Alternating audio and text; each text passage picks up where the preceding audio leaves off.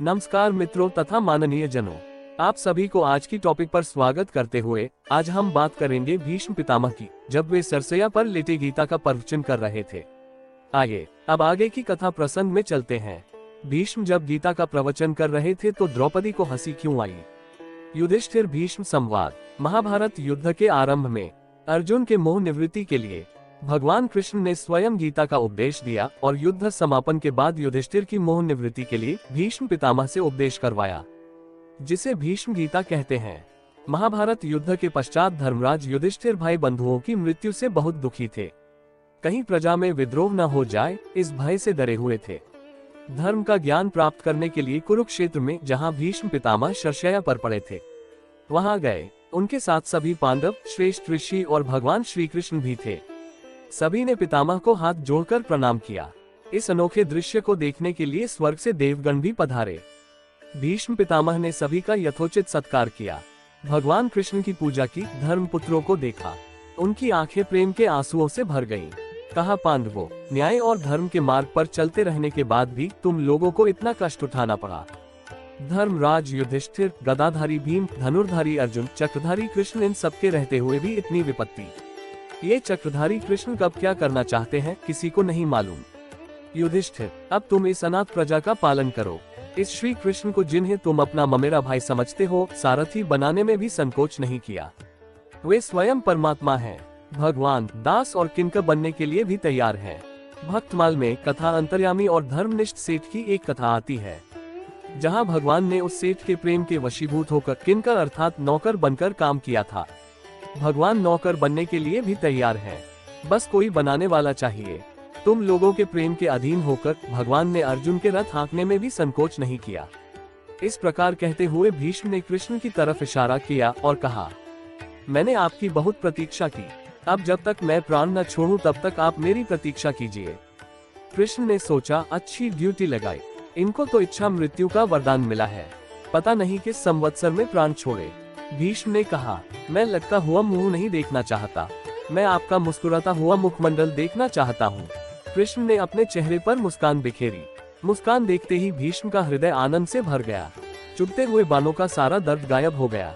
अब भीष्म ने युधिष्ठिर की ओर इशारा किया, पूछो, क्या पूछना चाहते हो। युधिष्ठिर ने शरशैया पर पड़े भीष्म पितामह से सबके सामने धर्म के संबंध में कई रहस्य पूछे। तत्वों को जानने वाले भीष्म ने धर्म, अधर्म, राग वैराग्य, दान धर्म, राजधर्म, स्त्री धर्म और भगवत धर्म की अच्छी तरह से व्याख्या की। इसको भागवत में भीष्म गीता कहते हैं। भीष्म गीता का प्रवचन कर ही रहे थे तो वहां मौजूद द्रौपदी को हंसी आ गई। सबके सामने इस तरह से कुलवधू का हंसना किसी को अच्छा नहीं लगा। भीष्म ने पूछ दिया, तुमने इन सभी महानुभावों के सामने इस तरह से हंसकर मर्यादा का उल्लंघन किया है। हंसने का कारण स्पष्ट करो। द्रौपदी ने नम्रता पूर्वक निवेदन किया, पितामह, भरी सभा में दुशासन मेरा चीरहरण कर रहा था, उस समय आप भी वहां मौजूद थे, लेकिन कुछ नहीं कहा और आज इस तरह का उत्कृष्ट उपदेश दे रहे हैं। आपके चरित्र में विरोधाभास देखकर मुझे हंसी आ गई। मेरे इस अपराध को क्षमा करें महाराज।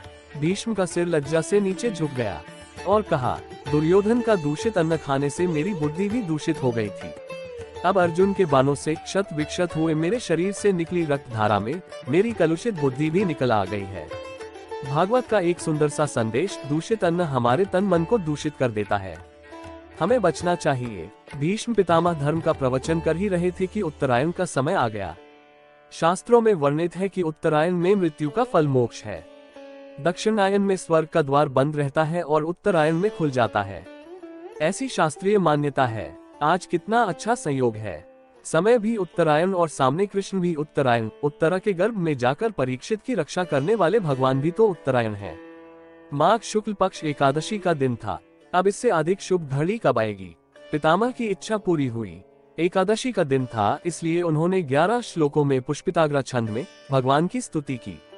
भगवान की अर्चना पुष्प से करनी चाहिए, इसलिए भीष्म पितामह ने अपने वचनों के सुमन भगवान कृष्ण को समर्पित किए। तो दोस्तों, आइए अब ये कृष्ण और कर्ण की संवाद का भी कुछ चर्चा करें।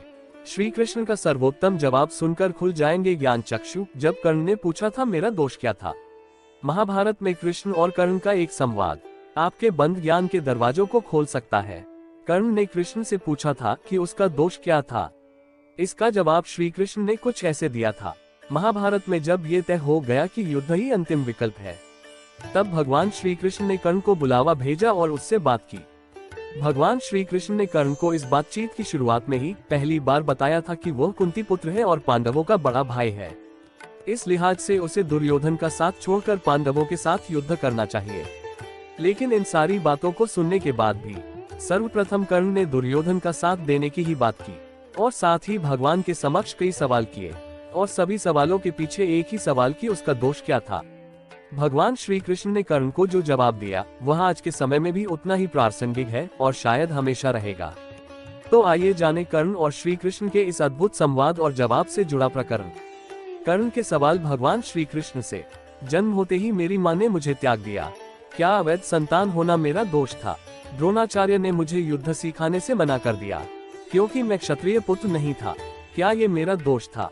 परशुराम जी ने मुझे युद्ध से जुड़ी सारी ही कलाएं और ज्ञान से परिचित तो कराया, लेकिन श्राप दे दिया कि जिस वक्त मुझे इस विद्या की सर्वाधिक आवश्यकता होगी मैं ये सब भूल जाऊंगा क्योंकि मैं क्षत्रिय नहीं था, क्या ये मेरा दोष था? संयोगवश एक गाय को मेरा बाण लगा और उसके स्वामी ने मुझे श्राप दिया, जबकि मेरा कोई दोष नहीं था। द्रौपदी स्वयंवर में मेरा अपमान किया गया, क्या ये मेरा दोष था?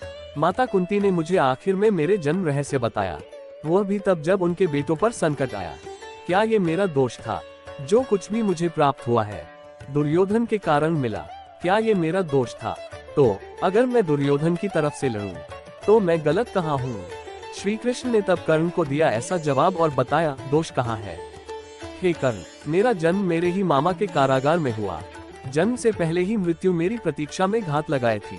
जिस रात मेरा जन्म हुआ था उसी रात को मुझे मेरे माता पिता से दूर कर दिया गया था। कर्ण, तुम्हारा बचपन खड्ग, रथ, घोड़े, धनुष्य और बाण की ध्वनि सुनते हुए बीता। मुझे गौशाला, गोबर वालों के बीच जीना पड़ा और कई प्राणघातक हमले झेलने पड़े। मेरे पास कोई सेना नहीं थी, मुझे कोई शिक्षा नहीं मिली थी। इतना ही नहीं, मुझे तानों और समस्याओं के बीच जीना पड़ा। कर्ण, जब तुम्हारे गुरु तुम्हारे शौर्य और शक्ति पर गर्व कर रहे थे तब उस उम्र तक मुझे शिक्षा तक नहीं मिली थी। 16 साल का होने पर मुझे ऋषि सांदीपनि के गुरुकुल पहुंचाया गया था। कर्ण, तुमने अपनी पसंद की कन्या से विवाह किया था और मुझे जिस कन्या से प्रेम था वह नहीं मिली और मुझे उनसे विवाह करना पड़ा। जिनकी चाहत मैं था अथवा जिन कन्याओं को मैंने असुरों से बचाया था, मेरे पूरे समाज को यमुना के किनारे से जरासंध के भय से हटना पड़ा और दूर समुद्र के किनारे बसना पड़ा। रण से पलायन के कारण मुझे भीरू तक कहा गया। यदि दुर्योधन युद्ध जीतता है तो तुम्हें बहुत श्रेय मिलेगा, लेकिन सोचो धर्मराज अगर जीतता है तो मुझे क्या मिलेगा? मुझे केवल युद्ध और युद्ध से पैदा हुई समस्याओं के लिए दोष ठहराया जाएगा। एक बात का स्मरण रहे कर्ण, हर किसी को जिंदगी चुनौतियां देती है, जिंदगी किसी के भी साथ न्याय नहीं करती। दुर्योधन ने अन्याय का सामना किया है तो युधिष्ठिर ने भी अन्याय भुगता है, लेकिन सत्य धर्म क्या है ये तुम जानते हो। हे कर्ण, भले ही आपको जीवन में वह सब कुछ न मिले जिसके आप हकदार हो या आपके अत्यंत अपमान की जिंदगी जी हो, लेकिन आपको इस बात की छूट नहीं कि इन सब चीजों के न मिलने से आप अधर्म की राह पर चल पड़े।